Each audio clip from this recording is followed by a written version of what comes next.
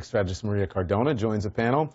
Former George W. Bush political director Matt Schlapp also joins our panel. Former Donald Trump campaign manager Corey Lewandowski is back, and CNN political analyst Kirsten Powers back as well. Kirsten, I'm going to start with you. 2 million, he said, criminal aliens or undocumented immigrants. He said that it was misleading. You'd have to take into account a number of different factors. Also talked about Obamacare. Let's talk about the first part of that fact check. Go ahead. What did you make of that?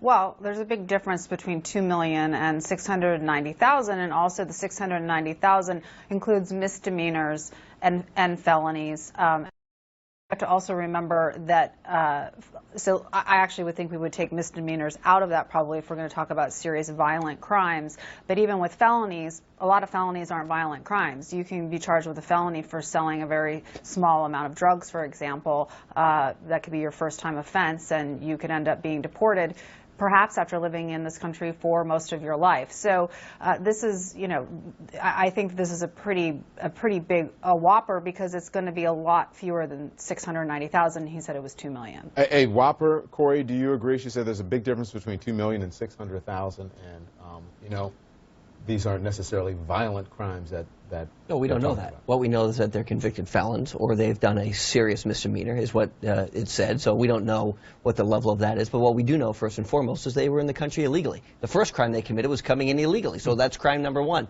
Crime number two is potentially you're selling drugs, you're killing Americans, or you're doing something else that you shouldn't be doing in the country. So you've got 2 strikes against you. Why do we need to give them 3 strikes? They came in illegally. They've now committed another crime.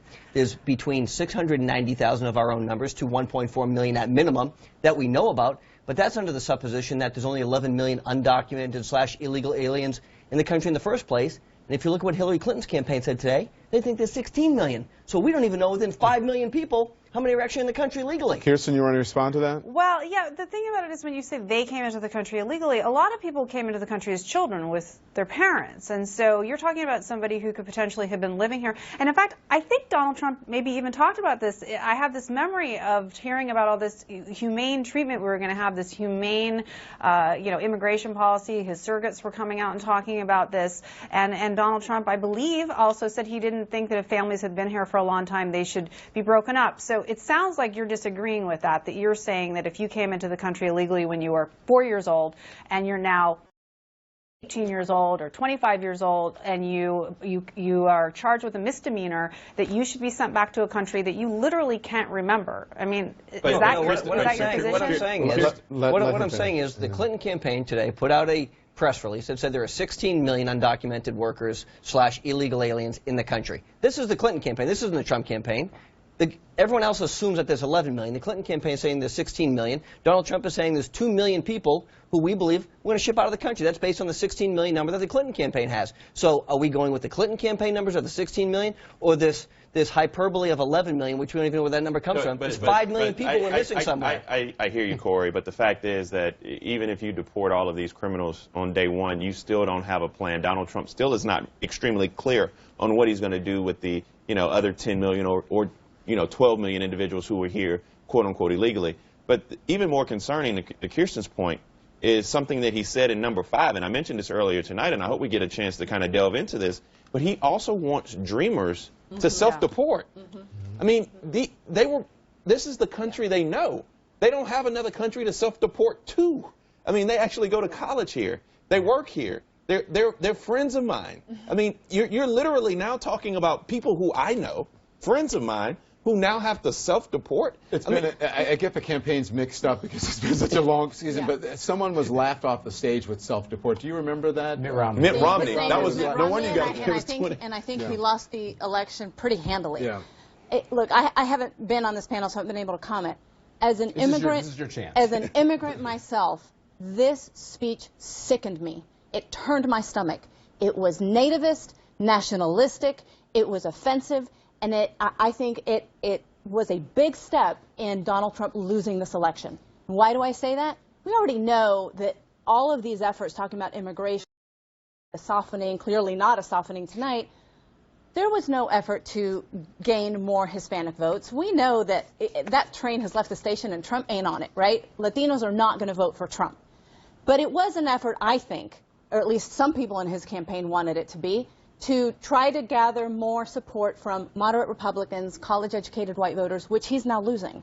This speech did nothing to increase that number of support to try to appeal to a broader base. If he doesn't do that, there is no credible path to 270. Well, I think this speech also, I think what Donald Trump's going to do, if we take a step back and look at this speech as just a part of this campaign, and even from when you started, Corey, to now where you have Steve Bannon and others who are running this race, I think what Donald Trump's methodology is, and he started this from day one, is trying to see whether that Obama coalition is still intact. And he's actually pressuring Hillary Clinton, and he's putting the pressure on Hillary Clinton to make sure that she keeps that Obama coalition intact.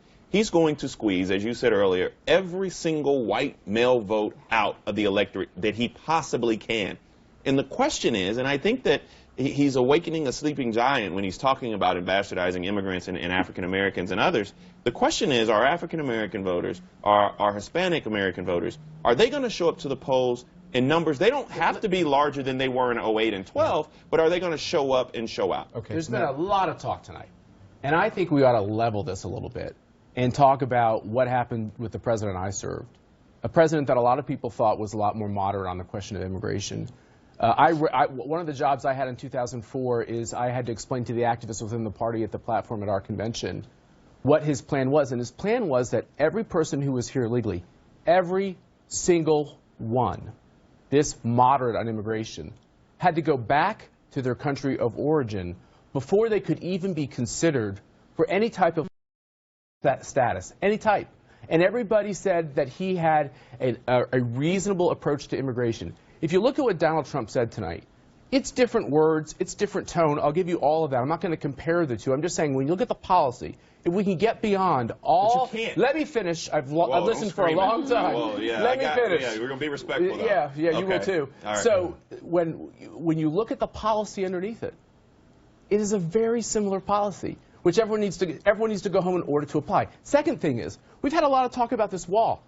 Well, Hillary Clinton voted for that wall, and Hillary Clinton said that I support building a fence. Whether it's a fence, whether it's a wall, whether it's a barrier, for people to say, Maria, I love you, but for people to say that this is racist, when this is policies that many Democrats have supported and Democrats have voted for, let's look at the policy underneath it. Don't shake your head when it's true. It's totally true. But I think it's also the language around. But yeah, yes. no. Go ahead. And listen, I hear you, right? But you can't compare George W. Bush and the language that he used to that of Donald Trump, and then say, oh my God, look at the policy. And then say, oh my God, disregard it.